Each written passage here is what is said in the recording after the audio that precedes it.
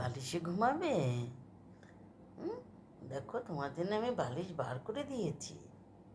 দেখো, ঘুনু করো। আর তোমার অন্য কারো বালিশে যেতে হবে না, তোমার বালিশেই তুমি ঘুনু করবে। ওদিকে যেতে হবে না, আমি টান টান কুলে একদম কুলে একদম বালিশটাকে আমি ভাগ করে দিয়েছি।